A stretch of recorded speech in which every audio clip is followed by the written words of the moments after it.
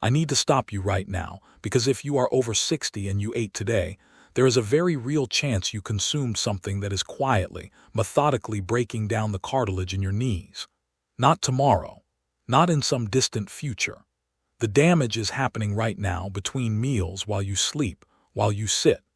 And the terrifying part is that what I am about to tell you is not some rare exotic toxin. It is not something you have to go searching for. It is something that most people over the age of 65 are eating multiple times every single week, often specifically because they believe it is good for their joints. I know that sounds extreme. I want you to keep watching, because in the next few minutes, I am going to show you the specific foods that are accelerating the destruction of your knee cartilage, the exact biological mechanism behind what they do inside your joints. And then, because I am not here to simply frighten you, I am going to show you the 3 foods that research strongly suggests can help slow that destruction and support your joints as you age. I have spent over 25 years working with patients in orthopedic and integrative medicine, and I am going to tell you something today that most doctors simply do not have time to sit down and explain in a standard 15-minute appointment. Because in my experience, the gap between what the research says and what patients are actually told, that gap is where a lot of unnecessary suffering lies. Now here is what you need to understand before we go any further. Your knee cartilage does not feel pain. There are no nerve endings inside cartilage.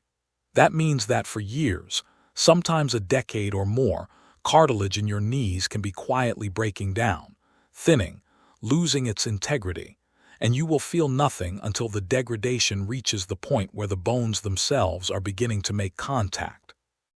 By the time your knees are screaming at you every morning, by the time you are gripping the railing to get down the stairs, by the time you are avoiding a walk because the pain is simply not worth it, the cartilage damage has already been progressing for years.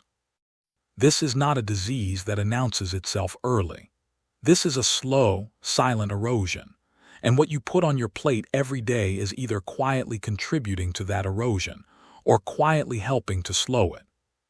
Stay with me, because toward the end of this video, I am going to reveal one food that I know for a fact almost every person watching this video believes is a health food.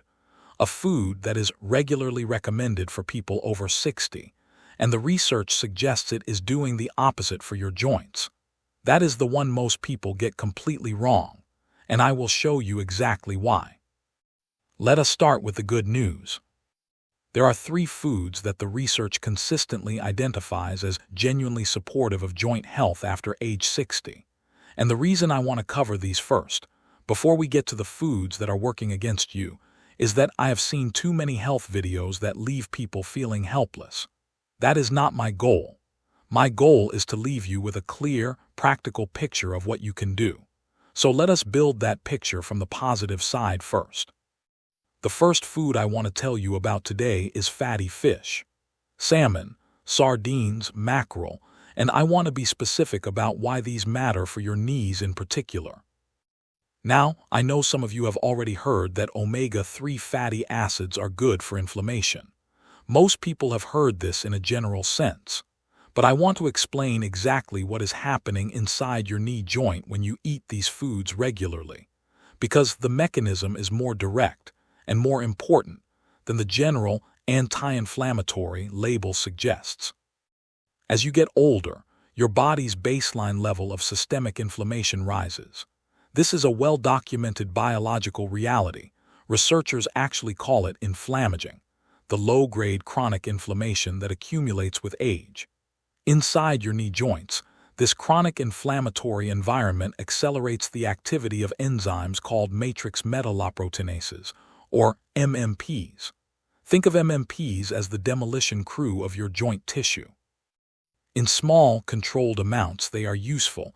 They break down old cartilage so new cartilage can form. But in a chronically inflamed environment, the demolition crew goes rogue. They start breaking down cartilage faster than your body can rebuild it. Over time, that deficit grows and the cartilage thins. When you eat fatty fish regularly, the omega-3 fatty acids, specifically EPA and DHA, enter your system and do something remarkable. Think of it like sending a chemical signal to your body's inflammation control center. EPA and DHA are converted into compounds called resolvins and protectins, which are your body's natural, turn-it-down signals for inflammation. A 2016 study published in the Annals of the Rheumatic Diseases found that higher omega-3 intake was associated with reduced cartilage loss in knee joints. The protective effect was measurable, not hypothetical, measurable, in cartilage tissue on imaging. 2 to 3 servings of fatty fish per week is the threshold most research points to for meaningful benefit. Canned sardines packed in water or olive oil count. They are actually one of the most concentrated and affordable sources of EPA and DHA available. If fish is genuinely not something you can include regularly, a high-quality fish oil supplement standardized to at least 1,000 mg combined EPA and DHA per day is the next best option. But whole fish, with its complete protein matrix, is the preferred form. Which brings me to the second food that can help protect your joints as you age. Tart cherries.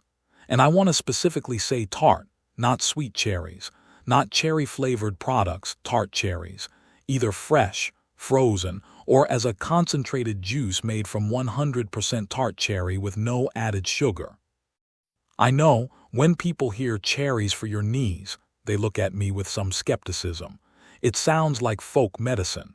I understand that. So let me show you what the research actually says. Knee osteoarthritis involves 2 simultaneous processes: the degradation of cartilage and the inflammation of the synovial membrane, the lining of the joint capsule. The synovial membrane produces the fluid that lubricates your joint. When it becomes chronically inflamed, it produces inflammatory cytokines, chemical messengers that signal the immune system to attack joint tissue. This is part of why people with advanced osteoarthritis feel that deep, aching, bone-level pain. The joint itself is in a state of chronic immune activation. Tart cherries contain extraordinarily high concentrations of anthocyanins, the pigments that give them their deep red color. These anthocyanins are among the most potent natural inhibitors of COX-1 and COX-2 enzymes that researchers have identified. COX-2, in particular, is the enzyme that most prescription anti-inflammatory drugs target. Tart cherry anthocyanins work on the same pathway. A randomized controlled trial published in Osteoarthritis and Cartilage found that patients with knee osteoarthritis who consumed tart cherry juice for 6 weeks showed significantly reduced markers of inflammation, specifically C-reactive protein and uric acid, compared to placebo. They also reported meaningful reductions in pain scores. This is not anecdote, this is a controlled trial.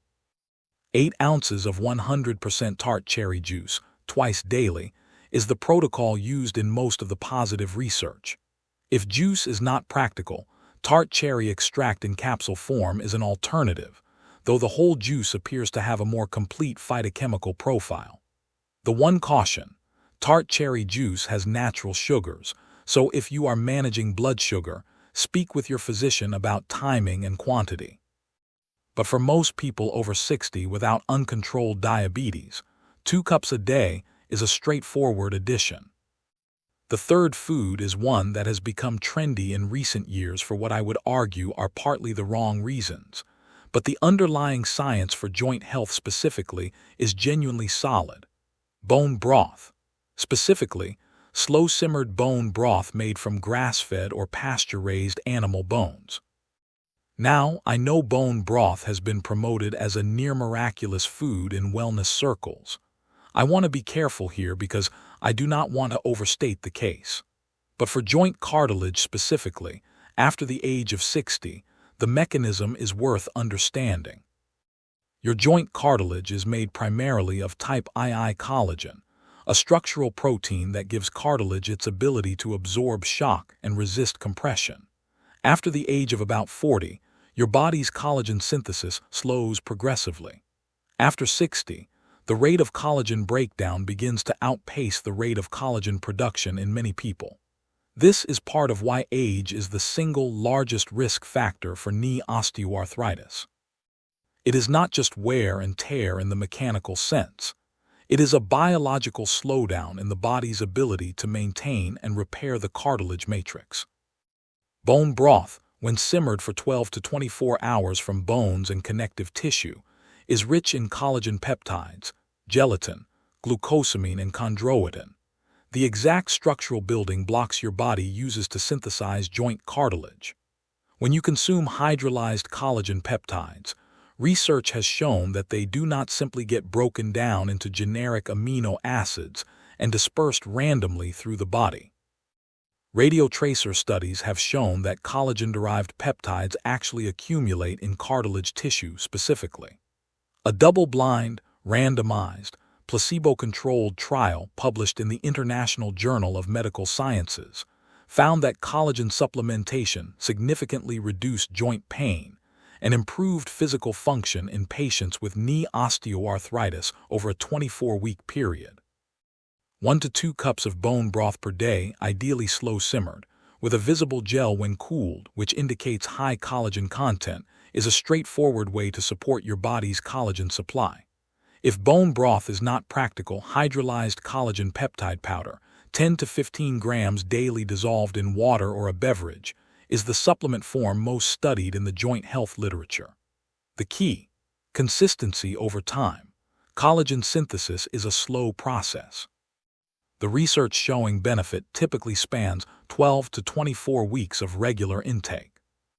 Now, those 3 foods, fatty fish, tart cherries, and bone broth, can make a real difference for your joints when used consistently. If this is making sense to you, go ahead and leave a comment below with the word stronger. It lets me know you are still with me, and it tells me this conversation is worth continuing. But I also promised you something else today, and it is the part of this conversation that most people have never had with a doctor. The foods that are working against your knees. The ones that are accelerating the inflammatory processes, disrupting the hormones that regulate cartilage repair, and in some cases triggering an immune response inside your joint tissue that you are completely unaware of. And I want to say this clearly before we continue. Most of these foods are not junk food. They are not things that anyone would look at and think, that is obviously bad for me. They are foods that millions of people over 60 are eating regularly, often specifically because they have been told these foods are healthy. That is what makes this so important. Let us go through them. The first food I want to tell you about is one that is in nearly every kitchen in America: refined vegetable oil. Canola oil, corn oil, soybean oil, sunflower oil. The kind sold in large plastic bottles at every grocery store. The kind most people use every single day for cooking. Now, I know what you are thinking. These oils have been recommended for decades as heart-healthy alternatives to saturated fats. And I'm not here today to have a broad debate about the cardiovascular science. That is a separate, complex conversation. What I want to focus on today is what these oils specifically do inside your knee joints. And the answer surprised me when I first looked at the research carefully.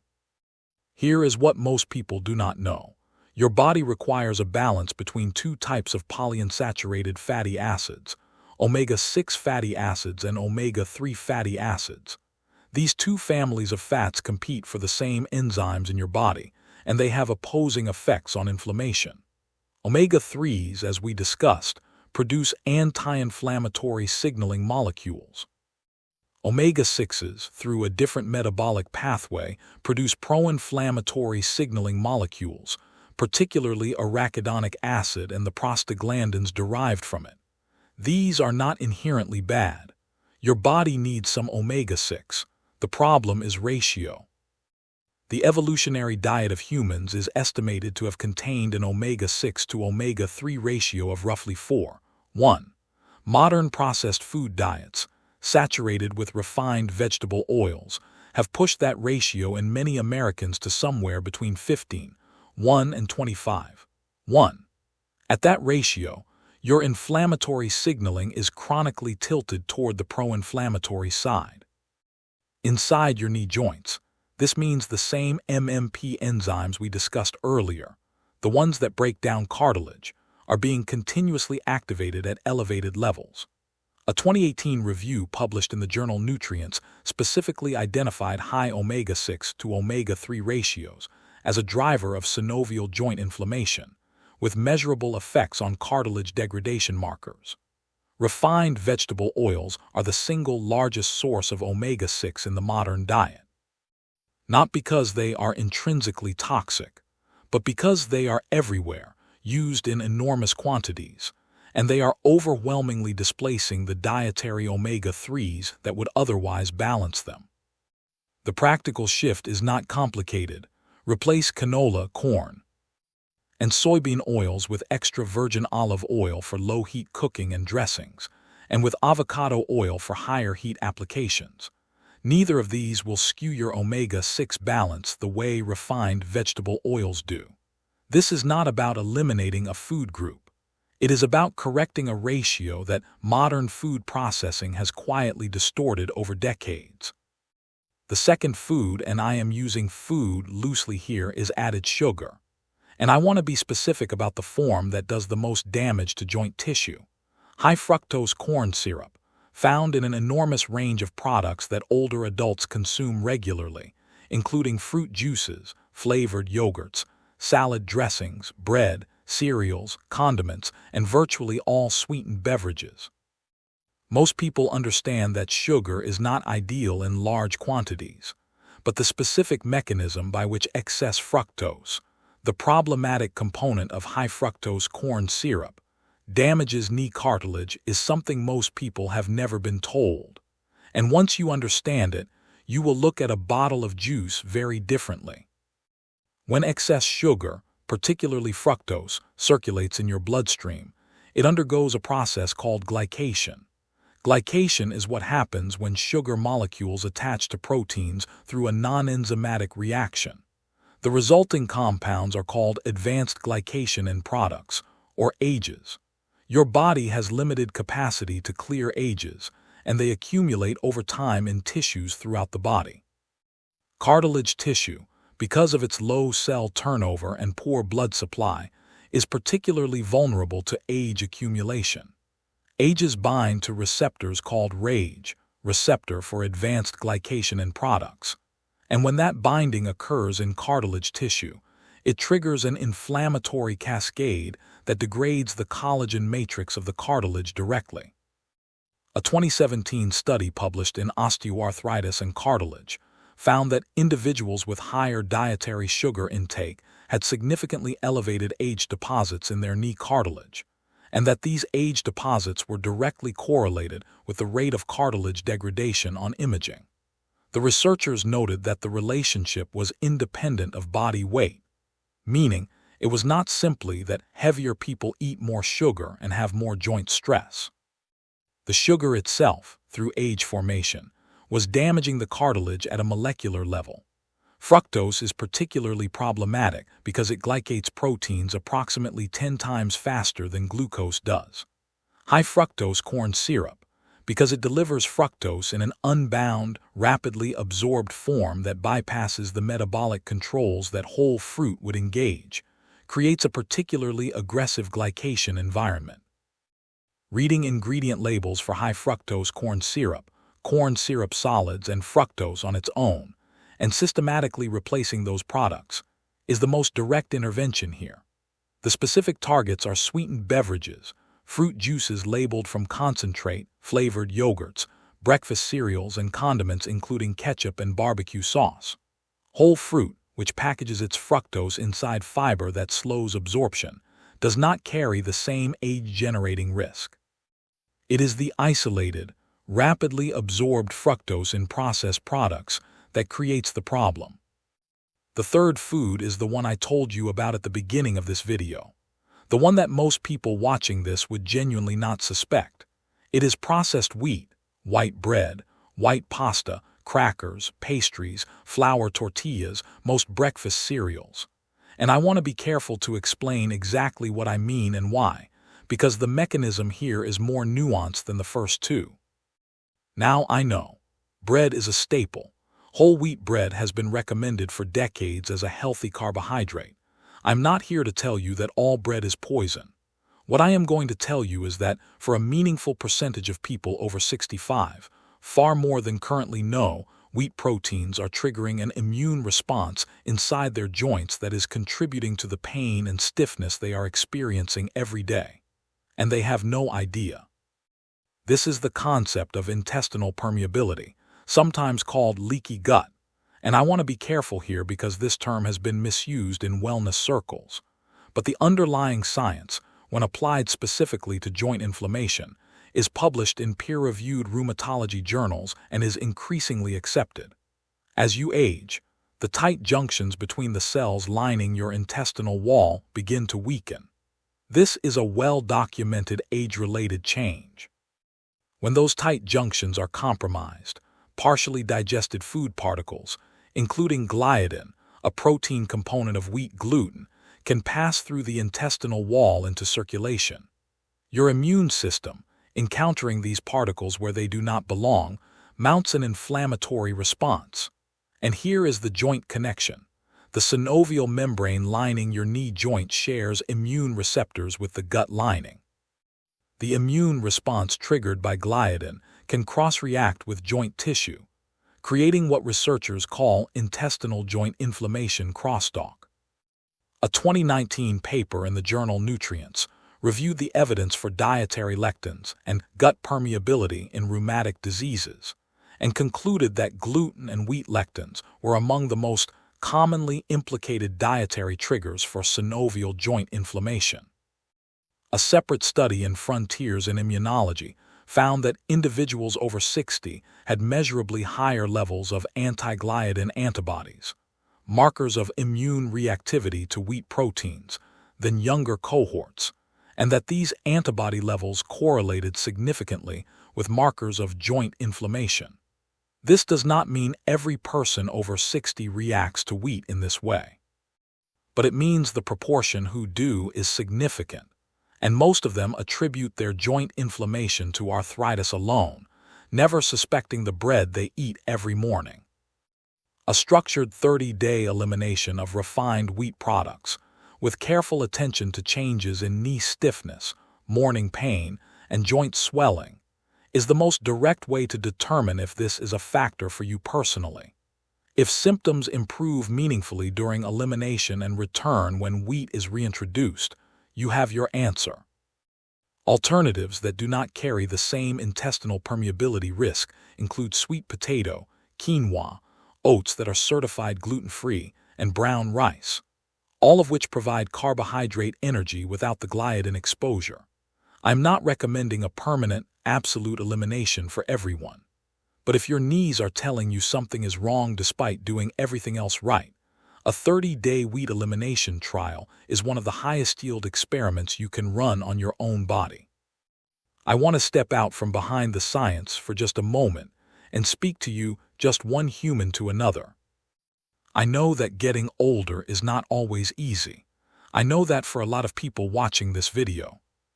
The question of your knees, whether you will be able to keep walking independently, keep getting up and down the stairs, keep doing the things that make your daily life feel like your own, that question is not abstract.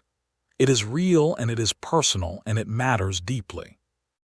And I want to say something that I genuinely believe.